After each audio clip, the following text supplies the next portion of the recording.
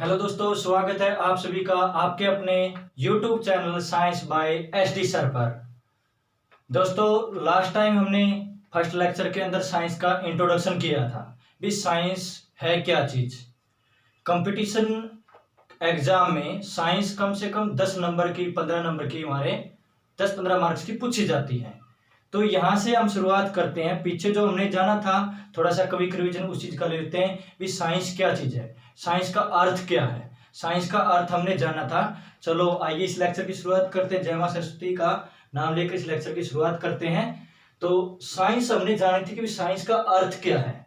Science का अर्थ है यानी साइंस किससे निकलता है। साइंस जो है सिंसिया वर्ड से निकल के आया है। किस वर्ड से निकल के आया? सिंसिया वर्ड से। और सिंसिया का अर्थ क्या होता है? टू नो, यानी के बारे में जाना। ऐसी समथिंग कुछ बातें की थी। और लास्ट टाइम हमने जाना था कि फादर ऑफ मॉडर्न क्लासिफिकेशन, हमारा एक क्वेश्चन मिस रह गया था। और फादर ऑफ मॉडर्न क्लासिफिकेशन यानी कि जीवों के वर्गीकरण का पिता, यानी आधुनिक वर्गीकरण का पिता किसे कहा जाता है?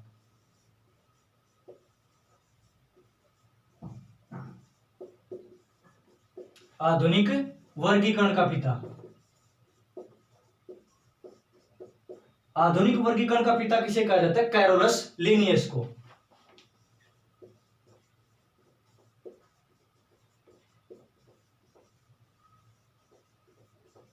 Carolus Linnaeus. इसने क्या किया था कि जो जीव थे उन जीवों को, जैसे ग्रीक दार्शनिक अरस्तु था हमारा सबसे पहले जो साइंटिस्ट आया था बिफोर क्रिश्चियन 384 से लेकर 322, जो ईसा मसीह का जो जन्म से पहले का काल था, उसमें ग्रीक दार्शनिक अरस्तु था। उसने जीवों को दो समूह में बांटा था। एक तो था पौधा समूह या पादप समूह, एक जिसे हम कहते हैं जंतु समूह। इसने कैरोलस लिनियस ने क्या किया कि जंतु समूह को समूह ना कहकर जगत में बांट दिया। भी समूह ना कहकर जगत में। तो उसने क्या बांटा कि एक तो जंतु जगत और दूसरा नाम दिया पादप जगत।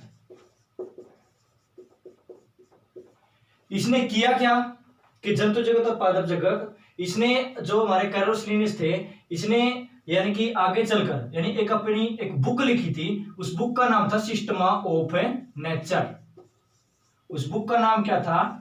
Systema of nature. Systema of nature. इस बुक के अंदर इसने क्या किया कि जंतु जगत और पादप जगत दोनों जगतों में डिवाइड कर दिया। फिर इसके बाद नेक्स्ट चल के आता है हमारा Robert Whitaker. Robert Whitaker, R Whitaker. इसने क्या किया रॉबर्ट व्हाइटेकर ने 1969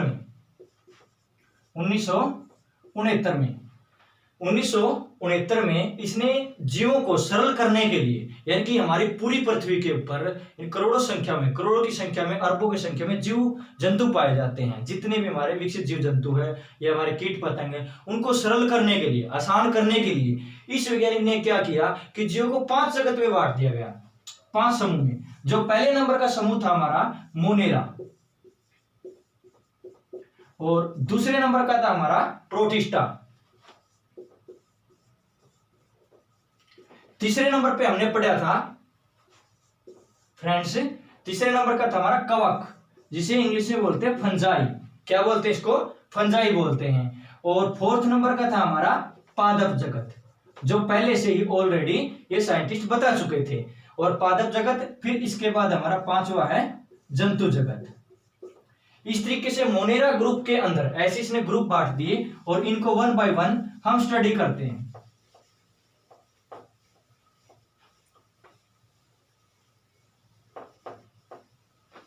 जीवों को 5 समूह के अंदर या 5 जगत के अंदर इन्होंने 5 किंगडम में बांट दी। यहां से क्वेश्चन अराइज होता है। कैसा क्वेश्चन आता है कि ऐसा कौन सा वैज्ञानिक था जिसने जीवों को दवी जगत से 5 जगत का स्थान ले लिया था। जीवों के वर्गीकरण का दवी जगत से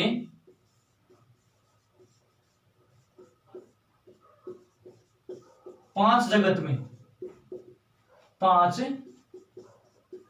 जगत के वर्गीकरण का स्थान ले लिया था। वर्गीकरण का स्थान ले लिया था। वह कौन सा साइंटिस्ट था? कौन से वैज्ञानिक थे हमारे? रॉबर्ट व्हाइटेकर। फिर इसके बाद आता हमारा, यानी कि हमने बेसिक सा इंट्रोडक्शन लिया, साइंस क्या चीज है, फिर जीवों के बारे में पढ़ा कि जीव विज्ञान के पिता किसे कहा जाता है, फादर ऑफ बायोलॉजी हमारा कौन है, जीव विज्ञान का फादर ऑफ बायोलॉजी ग्रीक दार्शनिक अरस्तु। फिर इसके बाद फादर ऑफ जूलॉजी भी हम क्या कहते हैं, जिसे प्राणी विज्ञान का जनक, जंतु विज्ञान का जनक और हमारा जीव विज्ञान का जनक, एक ही आंसर आएगा, वो है ग्रीक दार्शनिक अरस्तु।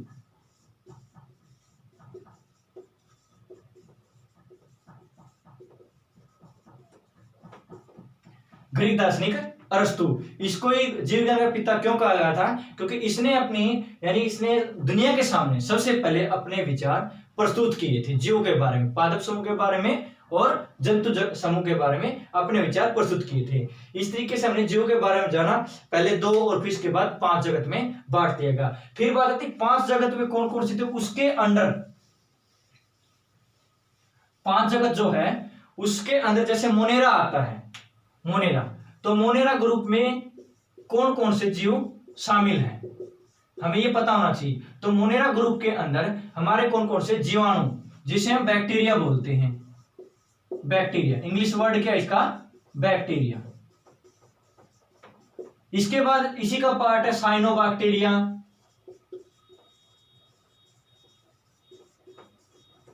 आर्किबैक्टीरिया, साइनोबैक्टीरिया, आर्किबैक्टीरिया, ये सभी किसी के अंदर आते हैं, मोनेरा ग्रुप के अंदर आते हैं। ये जीवाणु क्या होते हैं, एक कोश की होते हैं, जिनकी कोशिका, इनके शरीर में कोशिका की संख्या क्या होती है, 1 होती है, 1 होती है। फिर इसके बाद आता है हमारा प्रोटिस्टा।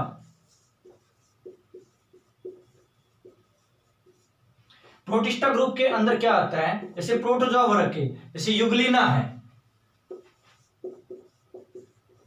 अमीबा है, ये सभी क्या होते हैं, प्रोटिस्टा ग्रुप के अंदर आते हैं। फिर इसके बाद जो तीसरा नंबर का हमारा आ गया कवक।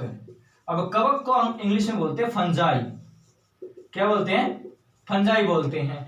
अब फंजाई, कवक जो होता है, कवक की अगर बात करें तो कवक वे होते हैं जो गले सड़े कार्बनिक पदार्थों से अपना भोजन प्राप्त करते हैं, उनके ऊपर रहकर निर्भर करते हैं। जैसे हमारा परजीवी है कोई भी, या मृतोपजीवी, इनके एग्जाम्पल मृतोपजीवी, ठीक है। ये सभी जो एग्जाम्पल ये किसके हैं, कवक के हैं, फंजाई के।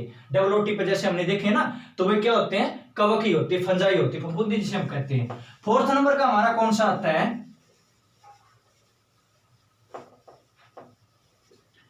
4th नंबर का आता है हमारा प्रोटिस्टा के बाद आता है पादप जगत। पादप जगत के अंदर, पादप समूह के अंदर क्या आता है, सभी पेड़ पौधे, क्या आते हैं, सभी पेड़ पौधे, ये किस समूह के अंतर्गत आते हैं, पादप जगत के अंदर आते हैं। 4th नंबर का था, 4th नंबर का। इसके बाद हमारा 5th नंबर का आता है जंतु जगत। जंतु जगत के अंदर क्या आता है, एनिमल बोलते हैं इसको इंग्लिश में। जैसे हमारे मनुष्य की बात करें, मानव जो वो किस किंगडम के अंतर्गत आता है, जंतु जगत के अंदर आता है। तो जितने भी सभी विकसित जीव जंतु हैं वे सभी क्या आते हैं, हमारे जीव जंतु, सभी विकसित जीव जंतु, ये किसके अंदर आते हैं, जंतु के, मतलब जंतु ग्रुप या एनिमल ग्रुप्स के अंडर आते हैं। फिर इसके बाद हम नेक्स्ट बात करते हैं, जो हमारा टॉपिक आता है बेसिक सा, बहुत ही छोटा सा, सेल वाला पार्ट। सेल को हिंदी में क्या बोलते हैं, कोशिका बोलते हैं, क्या बोलते हैं, कोशिका, सेल।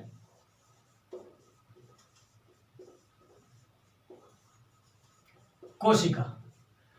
अब जो कोशिका वर्ड है, वो कोशिका वर्ड कहां से निकला, यहाँ पे कोशिका वर्ड से पहले, यानी कि कोशिका किसने नाम दिया, किसने खोजा, कोशिका की खोज किसने की, अनेक सारे क्वेश्चन आप जानेंगे इस वीडियो के अंदर।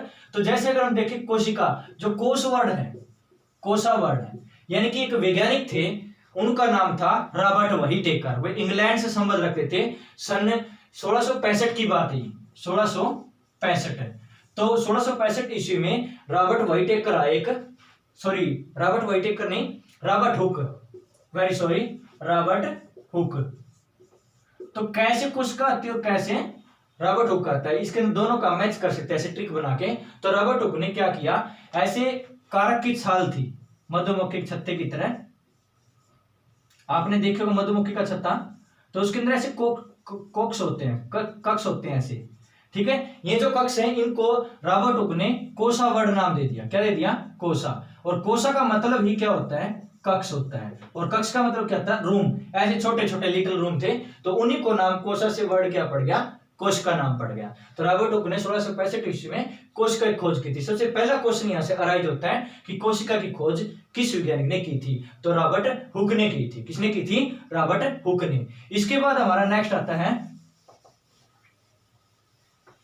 जीवित कोशिका की खोज किसने की थी। यहां से क्वेश्चन नेक्स्ट आता है कि जीवित कोशिका की खोज किसने की थी।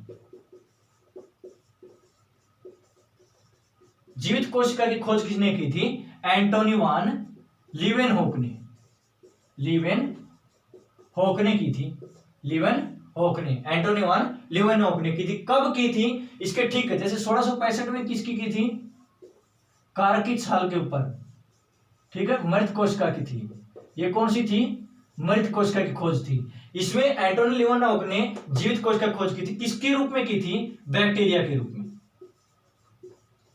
और बैक्टीरिया क्या था, एक जीवित कोशिका का रूप था। तो एंटोनी लीवेनहोक ने की थी कोशिका की खोज। फिर ठीक इसके बाद आता है हमारा क्वेश्चन, यहां से बनता है कि कई बार हमने जाने एग्जाम में देखे हैं, जितने भी आने वाले एग्जाम है या जो लेटर लास्ट ईयर जो पीछे जितने भी 2014 से लेकर जितने भी एग्जाम हुए हैं, उनके अंदर सभी के अंदर क्वेश्चन उठता है यहाँ से कोशिका से। कोशिका एक मोस्ट इंपोर्टेंट पार्ट है साइंस के बायोलॉजी वाली ब्रांच से, साइंस की जो बायोलॉजी वाली ब्रांच है जिसे हम जूलॉजी के रीड कर रहे हैं, तो यानी कि सेल।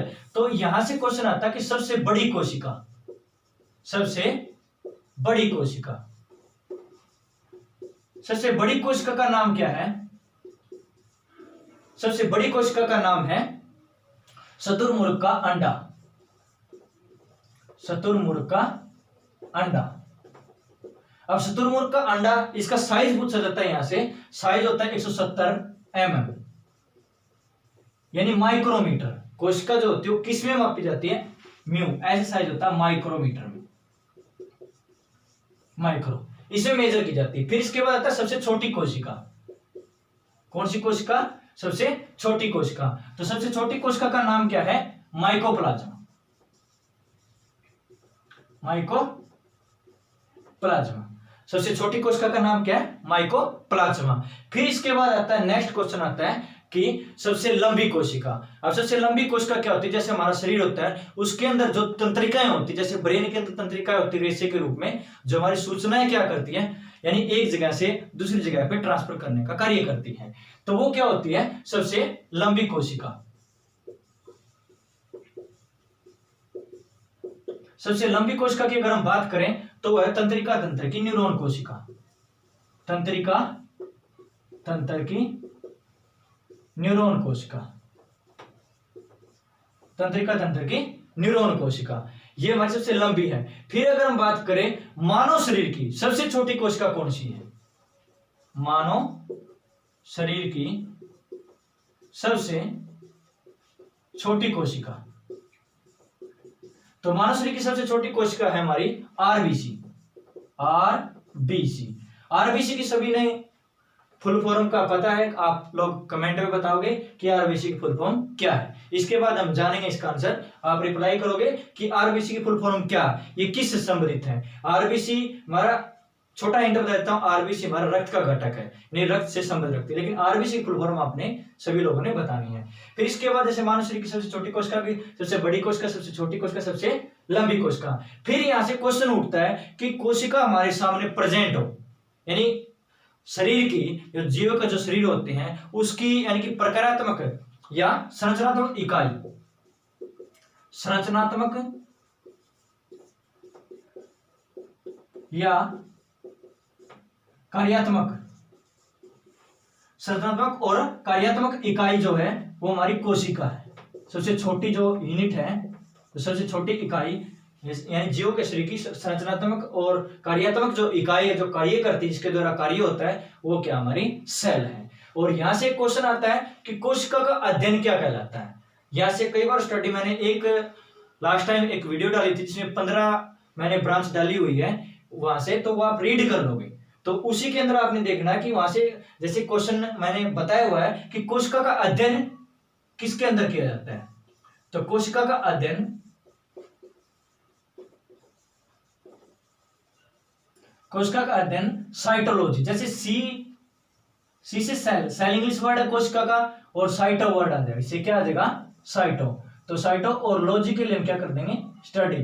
तो साइटोलॉजी, कोशिका का अध्ययन किसके अंदर किया जाता है साइटोलॉजी के अंदर किया जाता है। याद कैसे करेंगे इसको, सी से सेल और सी से साइटो वर्ड, ये से रिलेट कर सकते हैं ऐसे हम। तो कोशिका का अध्ययन किसके अंदर किया जाता है साइटोलॉजी के अंदर किया जाता है। जैसे हमारा जीवों का अध्ययन होता है, तो जीवों का अध्ययन किसके अंदर किया जाता है बायोलॉजी के अंदर किया जाता है। या प्राणी विज्ञान जो कौन सा है वो जूलॉजी है। इसी तरीके से अनेक सारी ब्रांचें मैंने लास्ट वीडियो में करवाई हुई, वो आप देख लेना। तो उसी तरीके से हम 15 और जब दूसरा कभी समय मिलेगा तो हम क्या करेंगे 15 और इंपॉर्टेंट ब्रांच डालेंगे, ताकि उसमें एक दिन एक लेक्चर में पूरे करवा देंगे। तो इसके बाद ये रखना अपने कोशिका का अध्ययन साइटोलॉजी के अंदर किया जाता है। फिर कोशिकाओं का आकार की बात करते हैं, हमारे सामने कोशिका का आकार क्या होता है।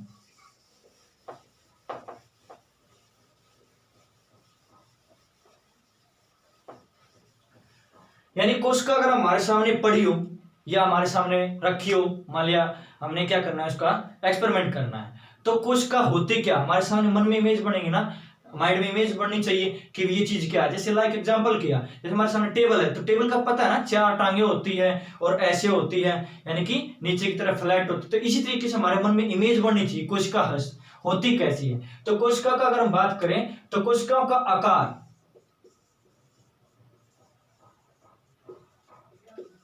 कोशिकाओं का आकार, जो कोशिकाओं का साइज जो होता है वो किस किस प्रकार का होता है। जैसे अंडाकार हो सकता है, बेलनाकार भी हो सकता है,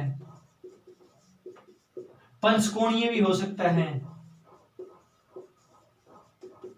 पंचकोणीय, अंडाकार, बेलनाकार, सर्पिलाकार, ये समथिंग कुछ साइज इनके कोशिकाओं के पाए जाते हैं। फिर बात आती है कि कोशिकाओं की संख्या कितनी होती है जीवों के शरीर में। तो जीवों के शरीर में कोशिकाओं की संख्या, कोशिकाओं की संख्या, तो कोशिकाओं की संख्या जो होती है वो 1 से लेकर अरबों तक हो सकती है। 1 से लेकर अरबों तक, अरबों खरबों की संख्या तक ये कोशिकाओं की संख्या पाई जाती है। तो ऐसी कौन सी कोशिका होगी जिसके अंदर सिर्फ एक ही संख्या होती है, वो होती है हमारी प्रोकैरियोटिक कोशिका, और उसका दूसरा नाम बोलते हैं यूनिसेलुलर। और जो हमारी जो दूसरी होती है जिसके अंदर मल्टी सेलुलर, मल्टी का मतलब मल्टीप्लाई, ज्यादा संख्या है, तो इसके जिसके अंदर ज्यादा संख्या होती है वो होती है हमारी बहुकोशिकीय या मल्टी सेलुलर। तो याद रखना अपनी कोशिकाओं की संख्या यहाँ से 1 से लेकर अरबों तक हो सकती है। फिर बात आती है कोशिका का आकार तो होता है किस में मापते हैं, इसकी यूनिट क्या है। जैसे विद्युत की यूनिट क्या होती है एम्पियर होती है, उसी तरीके से हमारी यूनिट होती है, जैसे टाइम की यूनिट क्या होती है सेकंड होती है, लेंथ की यूनिट क्या होती है किलोमीटर होती है। उसी तरीके से आपने याद रखना है कि कोशिकाओं का आकार किस में मापा जाता है। तो कोशिकाओं का आकार याद रखना आपने माइक्रोन में मापा जाता है, माइक्रोन में याद रखना है, माइक्रोन में। कई बार पेपर में पूछ लिया जाएगा है ये कि कोशिकाओं का आकार किस में मापा जाता है माइक्रोन में। फिर याद रखना कोशिकाओं का आकार कहां से लेकर कहां तक हो सकता है, तो वहां याद रखना आपने 0.1 माइक्रोन से लेकर हमारा 0.1 माइक्रोन से लेकर 20 माइक्रोन तक का इसका साइज हो सकता है। तो याद रखना आपने कि 0.1 माइक्रोन से लेकर 20 माइक्रोन तक का इसका आकार हो सकता है। फिर इसके बाद आती है बातें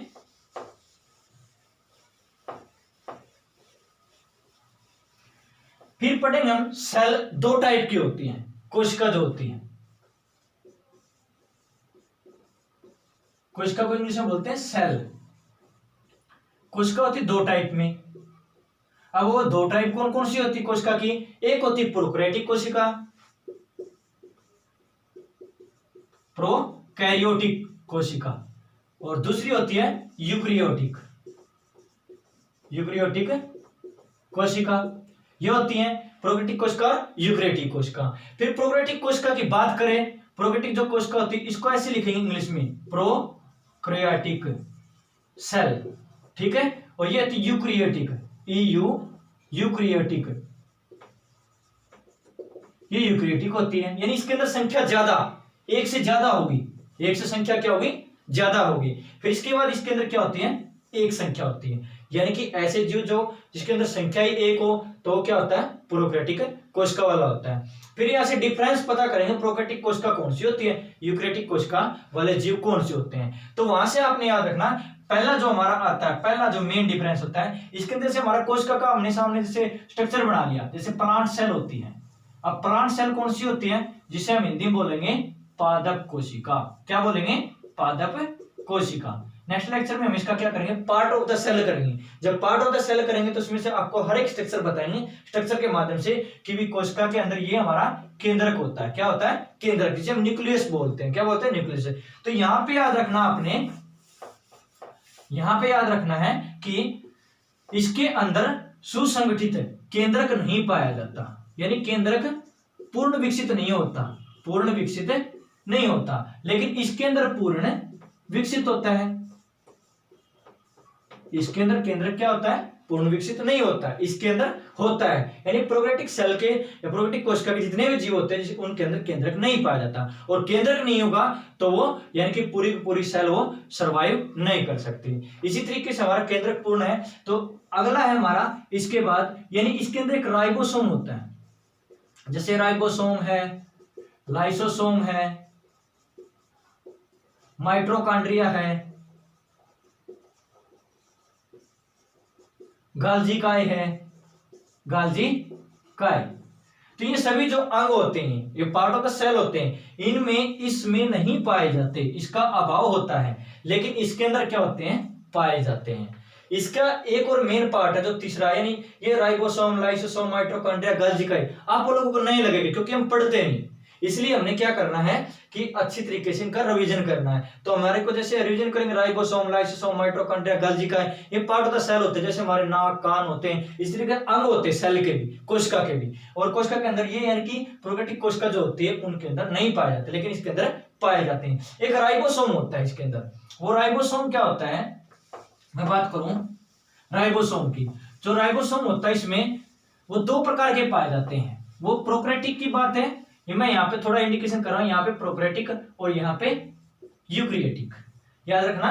तो यहाँ पे प्रोकैरियोटिक कोशिका और यहाँ पे यूकैरियोटिक कोशिका। तो इसके अंदर केंद्र की बात थी, केंद्र को यहाँ विकसित नहीं होता, वहां विकसित होता है। यहाँ पे कुछ पार्ट ऑफ द सेल है वे पाए जाते हैं, लेकिन सॉरी यहाँ पे नहीं पाए जाते, वहां पे पाए जाते हैं। फिर इसके बाद तीसरी बात आती है हमारी यहाँ पे कि राइबोसोम। अब राइबोसोम की बात करें तो राइबोसोम की अगर बात करें, जो राइबोसोम होता है वो राइबोसोम क्या होता है, जैसे हम प्लांट सेल पढ़ेंगे तो उसके अंदर एक ऐसी वोक्यूल्स होती है, रिक्तिका, और रिक्तिका के ऐसे नीचे चिपके होते हैं, उनको राइबोसोम बोलते हैं। और राइबोसोम को प्रोटीन की फैक्ट्री भी कहा जाता है, आप आगे जानेंगे अगले नेक्स्ट उसमें राइबोसोम। तो याद रखना इसमें 70 एस प्रकार का पाया जाता है जो प्रोकैरियोटिक सेल होती है, और इसमें राइबोसोम 80 एस प्रकार का पाया जाता है। ठीक है, राइबोसोम इसके अंदर पाया जाता है। तो यहाँ पे एस की बात जानेंगे कि एस क्या होता है। कईयों के मन में क्वेश्चन आ रहा होगा कि एस क्या है, आप कितनी बुक ले लें लेकिन एस का मीनिंग नहीं मिलेगा। तो यहाँ पे देखना आपने एस, तो एस का मतलब होता है स्वेडबर्ग। स्वेडबर्ग, अब स्वेडबर्ग कोई साइंटिस्ट का नाम है, जैसे इसने राइबोसोम को मेजर किया हुआ या नाम दिया इसने, तो 70S और 80S इस दो प्रकार के होते हैं। तो प्रोकैरियोटिक सेल के अंदर 70S प्रकार का पाया जाता है और इसमें 80S प्रकार का पाया जाता है। तो यहाँ पे जैसे अगर हम बात करें, इसके अंदर एक और मेन बात है, हिस्टोन नाम का जो प्रोटीन होता है, हिस्टोन नाम का जो प्रोटीन होता है इसके अंदर अभाव होता है, इसके अंदर नहीं पाया जाता, और इसके अंदर हिस्टोन प्रोटीन पाया जाता है। अब बात जानेंगे हिस्टोन प्रोटीन का काम क्या होता है। वैसे तो प्रोटीन होता है क्या, एनर्जी गिविंग फूड होता है। एनर्जी गिविंग फूड यानी कि हमारे को जो ऊर्जा प्रदान करता है शरीर। तो हिस्टोन प्रोटीन की बात करें, हिस्टोन प्रोटीन हमारा किससे संबंधित है, डीएनए से।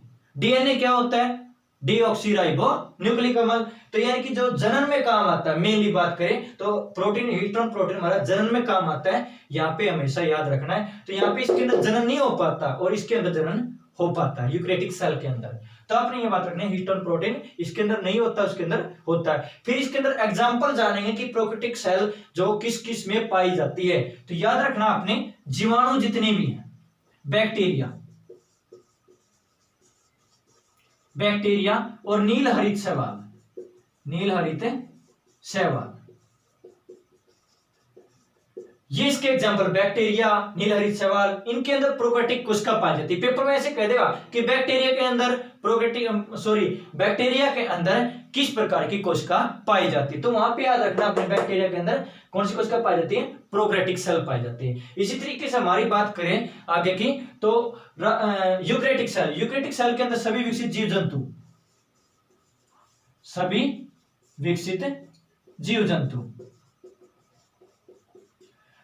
जीव जंतु पाए जाते हैं। तो यहाँ पे रखना है हमने। इसी तरीके से आज के इस लेक्चर में यहीं तक समाप्त करते हैं। Have a nice day, good bye. यहां से हमने आज कोशिका का किया है और नेक्स्ट में करेंगे पार्ट ऑफ द सेल।